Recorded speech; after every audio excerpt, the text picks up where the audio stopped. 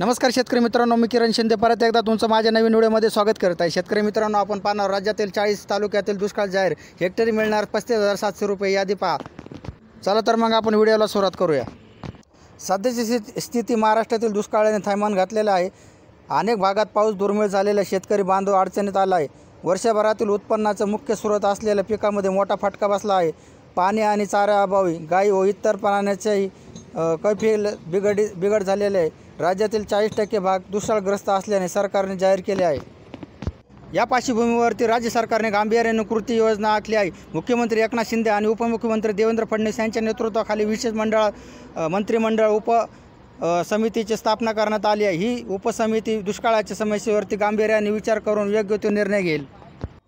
दुष्काळग्रस्त भागांना दिलासा, दुष्काळ लिस्ट महाराष्ट्र घोषित करून दुष्काळग्रस्त भागांना विशेष सवलत देण्यात निर्णय घेण्यात आला आहे।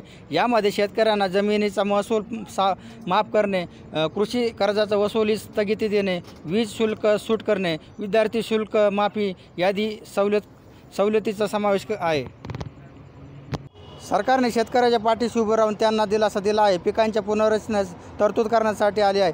शेतपंपावर अखंडित वीज पुरवठा मिळणार आहे। तसेच पिकांच्या पाण्याच्या पुरवठ्यासाठी टँकर व्यवस्था करण्यात आली आहे। त्याचबरोबर या सर्व उपाययोजना शेतकऱ्यांच्या दिलासा देणार ठरणार आहे।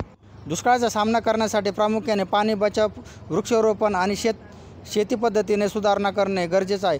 त्याचबरोबर ऋतूनुसार पिके घेणे, शिंपडणी व्यवस्थापन, मृत प्रदूषणावरती उपाययोजना आदी बाबी महत्त्वाचे आहेत। शेतकऱ्यांना पर्यावरणपूरक शेती पद्धती स्वीकारण्यासाठी प्रोत्साहित करणे गरजेचे आहे।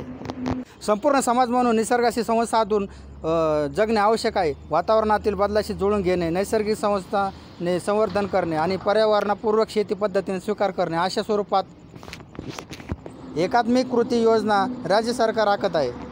परिणामी निसर्गाशी समस्या साधून निरोगी पर्यावरण आणि समृद्धी शेती निर्माण करण्याचा प्रयत्न केला जात आहे। ही प्रक्रिया शेतकरी बांधवांसोबत सामुदायिक सहभागातून पार पाडणार आहे। शासन आणि शेतकरी बांधव एकत्र येऊन या आव्हानाचा सामना करू शकतात। निरोगी पर्यावरण आणि समृद्धी शेतीच्या दिशेने वाटचाल करणे हाच खरा मार्ग आहे।